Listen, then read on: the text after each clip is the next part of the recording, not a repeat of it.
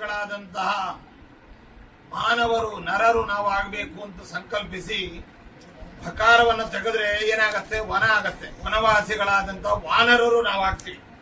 ಕಪಿಗಳಂತೆ ಇಷ್ಟಾನುಸಾರವಾಗಿ ಕುಣಿದಾಡೋದು, ಯಾವುದೇ ನಿರ್ಬಂಧಗಳಿಲ್ಲದೆ, ಯಾವುದೇ ಒಂದು ಅನುಷ್ಠಾನಗಳು ಇವ್ಯಾವು ಇಲ್ಲದೆ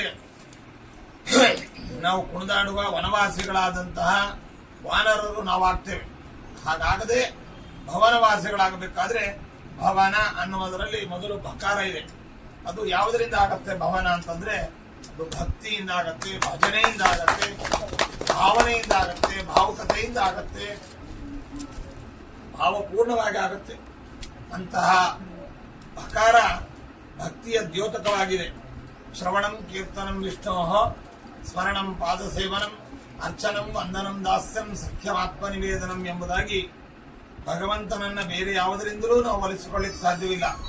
ಹಣದಿಂದ, ಸ್ಥಾನದಿಂದ, ವಯಸ್ಸಿನಿಂದ, ಸೌಂದರ್ಯದಿಂದ, ವಿದ್ಯೆಯಿಂದ ಯಾವುದರಿಂದಲೂ ಕೂಡ ಒಲಿಸಿಕೊಳ್ಳಲಿಕ್ಕೆ ಸಾಧ್ಯವಿಲ್ಲ. ಅದಕ್ಕೆ ಶಾಸ್ತ್ರದಲ್ಲಿ ಒಂದು ಮಾತನ್ನು ಹೇಳ್ತಾರೆ,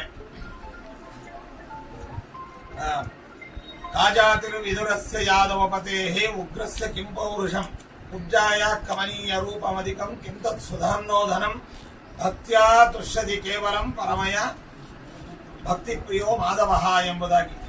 ಭಗವಂತನನ್ನ ಬೇರೆ ಯಾವುದರಿಂದಲೂ ನಾವು ಒಲಿಸಲಿಕ್ಕೆ ಅಥವಾ ಅವನನ್ನು ಅಳಿಯಲಿಕ್ಕೆ ಸಾಧ್ಯವಿಲ್ಲ. ಸಂಪತ್ತಿನಿಂದ ಅಳಿತೇವೆ ಅಂತಂದ್ರೆ ಸಂಪತ್ತಿಗೆ ಅಭಿಮಾನಿ ದೇವತೆಯಾದ ಲಕ್ಷ್ಮೀ ದೇವಿಗೆ ಸಂಪತ್ ಪ್ರದಾನ, ಅದರಿಂದ ಸಾಧ್ಯವಿಲ್ಲ. ಜಮೀನುಗಳು ನಮಗೆ ತುಂಬಾ ಇದೆ ಅಂತಂದ್ರೆ ಭೂದೇವಿಗೆ ಒಡೆಯ. ಸೌಂದರ್ಯ ನಮ್ಮಲ್ಲಿದೆ ಅಂತಂದ್ರೆ ಅವನು ಲೋಕ ಸುಂದರ ಮೂರ್ತಿ.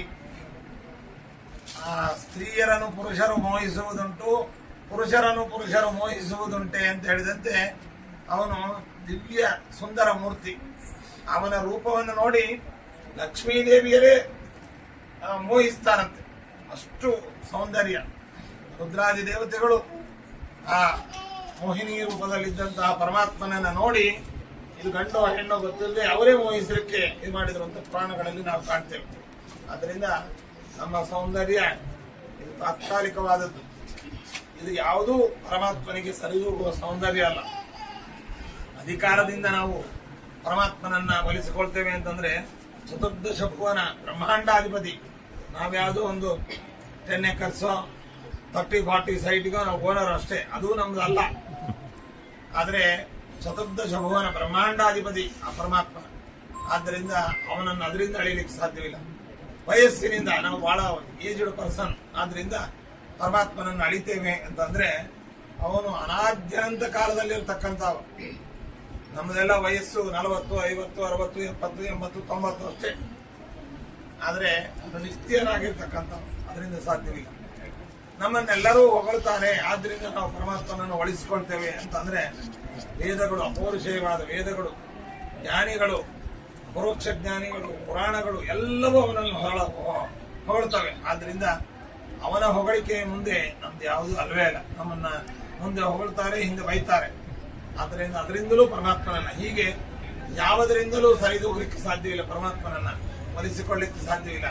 ಕೇವಲ ಭಕ್ತೈವ ತುಷ್ಟಿಮಭ್ಯೇತಿ ವಿಷ್ಣು ಅನ್ಯೇನ ಕೇನಚಿತ್ ಅಂತ ಹೇಳಿದಂತೆ ಭಕ್ತಿಯಿಂದ ಮಾತ್ರ ಅವನು ಸಂತುಷ್ಟನಾಗ್ತಾನೆ, ಬೇರೆ ಯಾವುದರಿಂದಲೂ ಅಲ್ಲ. ಅಂತಹ ಭಕ್ತಿಗೆ ಪ್ರತೀಕವಾದದ್ದು ಭಕಾರ. ಆ ಭಕಾರ ಎಲ್ಲಿ ಇರುತ್ತೆ, ಯಾವ ಮನೆಯಲ್ಲಿ ಇರುತ್ತೆ, ಯಾವ ಮನೆಯ ಸದಸ್ಯರಲ್ಲಿರುತ್ತೆ, ಅದು ಭವನವಾಗತ್ತೆ. ಅವರು ಭವನವಾಸಿಗಳಾದಂತಹ ಮಾನವರಾಗ್ತಾರೆ. ಅದು ಇಲ್ಲದೆ ಇದ್ರೆ ಭಕಾರ ರಹಿತವಾದಂತಹ ವನವಾಗತ್ತೆ. ವನವಾಸಿಗಳಾದಂತಹ ವಾನರರು ನಾವಾಗ್ತೀವಿ.